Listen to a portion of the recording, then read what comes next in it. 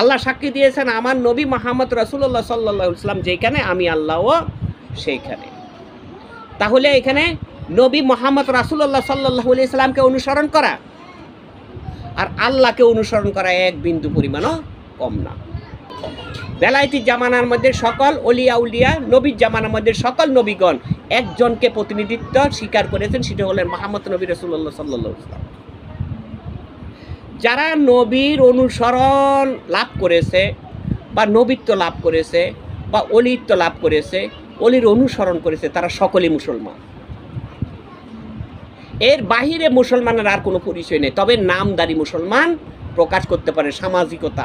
মোহাম্মদ করিম, মোহাম্মদ রহিম, মোহাম্মদ জব্বার, মোহাম্মদ কামাল, মোহাম্মদ জামাল, মোহাম্মদ কই আমি মুসলমানের দাবি করতে পারবো। এই মুসলমান আল্লাহর দরবার পর্যন্ত পৌঁছবে না। যারা মুসলমান পয়দা দিছে, মুসলমানের জন্ম দিছে, তারা মুসলমানের পিতা হয়েছে, তাদের সবাই মাজার আছে। আজকে এই সমাজের মধ্যে কিছু সেই রাসূলের জামানায় যারা রাসূলের বিরোধিতা করেছে,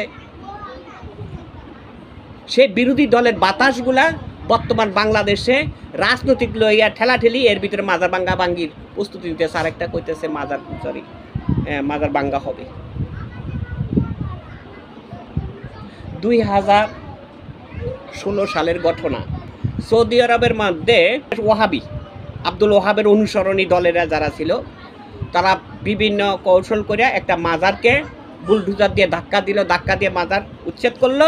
মাজারের ভিতর থেকে একটা লাশ বাইরিল। মাজারের উপরে যে সাইনবোর্ড ছিল, সেই সাইনবোর্ডের মধ্যে লেখা ছিল যে রাসূলের নিকটীয় সাহাবার নাম হলো আলী। এটা কি আসলে রাসূলের নিকটীয় আলী নাকি আরেকজন নাম করা আলী, সেটা কিন্তু কেউ পরিষ্কার না। পরিষ্কার হলো ওই মাজারের থেকে একটা লাশ বেরিয়েছে, ওই লাশটার কাফনের কাপড় ছিল সবুজ, এবং লাশটা যে বুলডোজারের ধাক্কা লাগছে এক জায়গাতে রক্ত পড়তেছে, তাজা রক্ত বাইরিতেছে। এরকম বাংলাদেশে, ভারতে বিভিন্ন জায়গার মধ্যে আল্লাহর অলিরা যারা শুয়ে রয়েছে, তারা যেমনই রাখা হয় তেমনই থাকে। যেমনই মাওলানা মামুনুল হক চ্যালেঞ্জ করছে আমার নবী মুহাম্মদ রাসূলুল্লাহ সাল্লাল্লাহু আলাইহি ওয়াসাল্লামের সাহিত্য স্থানকে খুন্দন করলে এখনই পাওয়া যাবে উনি যেমন ছিল তেমনই আছে। কিন্তু মাওলানা মামুনুল হকের কিছু আলতু ফালতু আলেমেরা বলতেছে এটা শিরক। এখানে মানুষ রূপে যারা মৃত্যুবরণ করেছে, মৃত্যুর স্বাদ গ্রহণ করেছে, তারা মাটির সাথে মিশে গেছে, তারা বিশ্বাস আনতে পারে না। যারা ওই যে পোশাক, পাগড়ি, জুব্বা, কোরআনের সুর মিষ্টি ভাষার উপরে বিশ্বাস আনছে, তারা ওই গোপন শক্তিকে কখনো বিশ্বাস আনতে পারে না। যে মানুষ মৃত্যু, যারা সত্যিকারের মানুষ, যারা আল্লাহর বন্ধু, তাদেরকে মাটিয়ে খাই না, জমিও সই না। তাদেরকে মাটিয়ে খাই না, জমিও সই না, আগুনেও পড়ে না। আগুনে পড়ে না যে প্রমাণ আছে কিনা? হযরত ইব্রাহিম নবীকে আগুনে কুণ্ডলে ফেলাইছে, আগুন সিলিন্ডার করে নাই।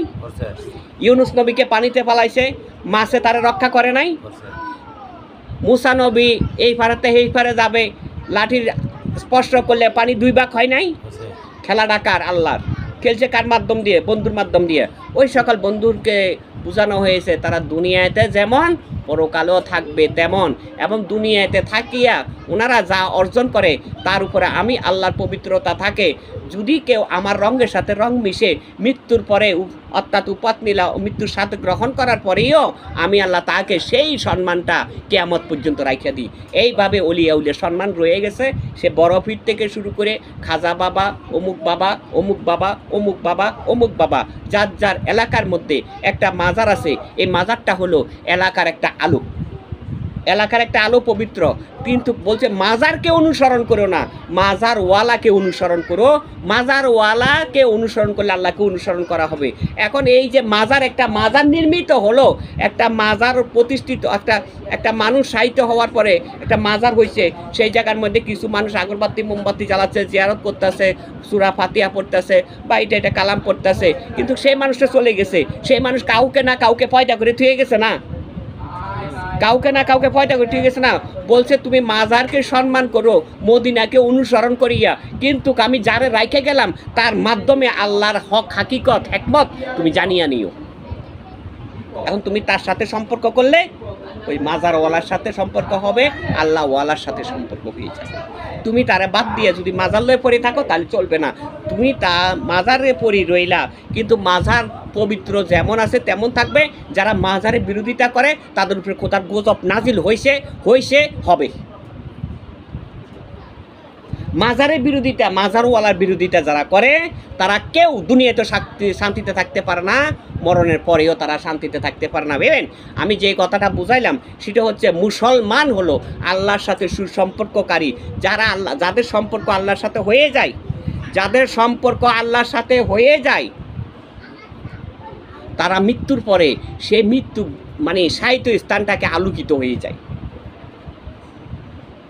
সেই আলোকিত স্থানদারীকে মুসলমান ও মুসলমানওয়ালা বলা হয়। কলমা পড়লে মুসলমান নয়, কলমাওয়ালার সাথে সম্পর্ক করলে মুসলমান। কলমা পড়লে মুসলমান নয়, কলমাওয়ালার সাথে সম্পর্ক করলে মুসলমান।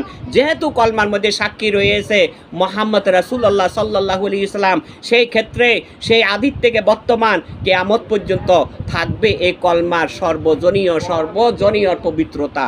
সেই কলমা যার মধ্যে রাজি হয়ে গেছে, যে কলমা যার সাথে মিশক হয়ে গেছে, আল্লাহ যার মধ্যে জাগ্রত হয়ে গেছে, সেই ব্যক্তির মাধ্যমে কলমা পড়লে ওই কলমাওয়ালার সাথে সম্পর্ক হয়ে যাবে।